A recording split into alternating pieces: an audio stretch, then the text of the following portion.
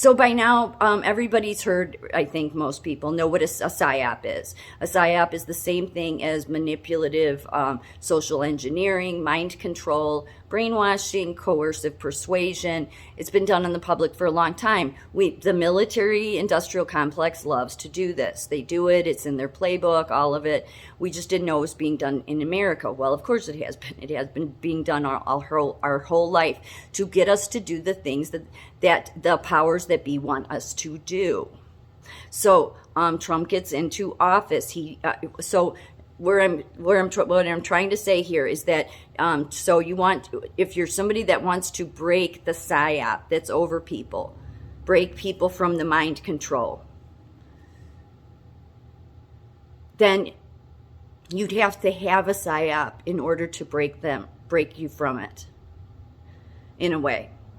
So Trump tried the direct approach, right? He tried the direct approach. He still does the direct approach with the fake media. Russia, they're lying about Russia. They're lying about phone calls. They're lying about collusion. They spied on my campaign. Okay, he was right about everything he said. Direct approach is telling you the media lies, okay? Then end of 2019 comes, the virus comes, there's ice trucks outside of hospitals on all these body bags and all these stories that were just fear-mongering. It was all designed to social engineer you and scare the hell out of you, okay? And so then people woke up to that, but then people went, I don't support this again, but I just want to say this. There's a bunch of now truthers that you think are telling you all these things, but again, they're telling such crazy stuff. And I don't know, maybe it's all true. I don't know. Because the people that you're dealing with that did the ice trucks and all of that, you don't think they're doing the same thing here? I mean, the CDC has come out and said that they overcounted here in all these different places. They overcounted. Why would they be doing that? See, I tend to think beyond the narrative to the bigger picture of why would they be doing this? Why would the CDC be outing themselves? Because the goal is to take him down. So what does he do? He tried the direct approach. So instead, he does reverse psychology. Now, you can say, well, that's going to kill people. No, in the end, it would save more people. And here's why. Because reverse psychology is used because it's to create reactance. And here's what reactance is. When all else fails, reverse psychology is the way to go. Reactance refers to the idea that people become upset when their freedom is threatened or eliminated, so much so that they attempt to reassert their lost freedom. The theory is relevant to the idea that humans are motivated to possess and preserve as many options and choices as possible. When people's options are restricted, they experience aversive emotional consequences. Reactance is very similar to a layperson's idea of reverse psychology. Humans will tend to do the opposite of what they are told to do.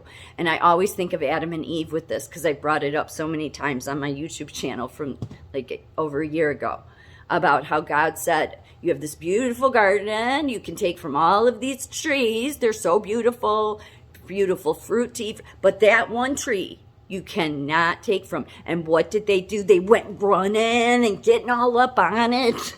Because it's the human condition that we don't want to do what we're told. Okay? I mean, I shouldn't laugh about it, but in a way it's funny because it is the human condition. It really is. It's just in that case, it's why we're all in hell right now, or, like we're not far off. So being ordered to do something by an external person or source implies that someone is trying to reduce one's freedom. Reactance also refers to the idea that people will want something more if they are told they cannot have it. As a result, humans may act in a manner that will oppose a resistance presented to their freedom. This was first proposed in 1966, the reactance theory. It's basically just reverse psychology.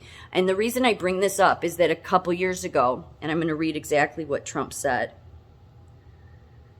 It was at an Alabama rally, and he was booed. And I believe back then, and still do, that that was the response he wanted.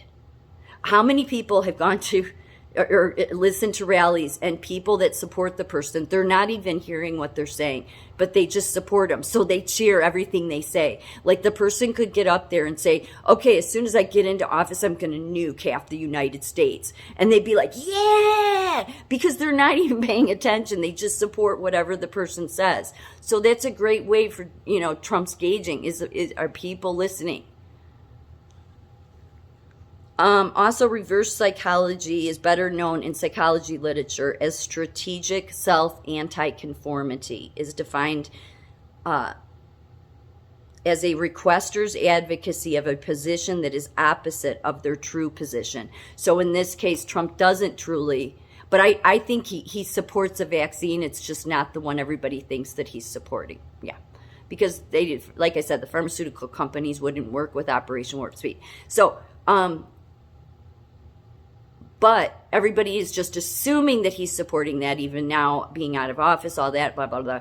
So why would he do that? Reverse psychology. And because it would save more lives, because people will, even if, like I said before, even if they get mad at him, at least they're thinking. So in Alabama, that Alabama rally was a perfect example of that. So former President Donald Trump was booed at a rally Saturday in Alabama after he told supporters they should get vaccinated. And this was what he said. And you know what? I believe totally in your freedoms. I do. You've got to do what you have to do, Trump said. But I recommend take the vaccines. I did it. It's good. Take the vaccines. Some boos rang out from the crowd. And then he went on to say, quote, no, that's okay. That's all right. You got your freedoms, Trump said, echoing rhetoric. This is obviously from a left-wing crazy, radical. The article. So he said, no, that's okay. That's all right. You've got your freedoms, end quote. Trump said, echoing rhetoric from opponents of mask and vaccination mandates. Quote, but I happen to take the vaccine. If it doesn't work, you'll be the first to know. Okay, I'll call up Alabama. I'll say, hey, you know what? But the vaccine is working, but you do have your freedoms. You have to keep your freedoms. You have to maintain that. So do you not kind of see what he's trying to say there is that if there any man, because he didn't ever support any mandates, none. He kept turning it back to the states, which is what if you're following the true Constitution, you do. But by taking the direct approach, it doesn't work. So it's almost better to cause a reaction in people, because then maybe they'll think more about what they're doing. I don't know many people that could get up at a rally and want to get booed. But from the moment I saw that, I thought that's what he wanted. And that was a year or two ago. I thought that was the response he wanted. He didn't want everybody cheering for that, because it meant that people were thinking. So there is a place for reverse psychology. And before you say, no, that's manipulative, blah, blah, blah, blah, you know what? Every commercial you see does this. So don't get on the high horse about it. The military-industrial complex, this is Psyops. This is what we're dealing with. And when all else fails, when the direct approach doesn't work on the public, when they have been persuaded and conditioned and socially engineered by the media, by the science, by the experts, then the next step, when the direct approach doesn't work, is reverse psychology. You can think what you want about it, but I think that's what that's all about, because it's getting you to care more about your freedoms, because you don't want people to tell you what to do. And that's what he's trying to get you to see, is if you don't want me to tell you what to do, then you shouldn't want anybody to tell you what to do, because your freedoms come before the science, your freedoms come before experts, your freedoms come before health and human services, because our Constitution wasn't built on any of that stuff that we are living under right now.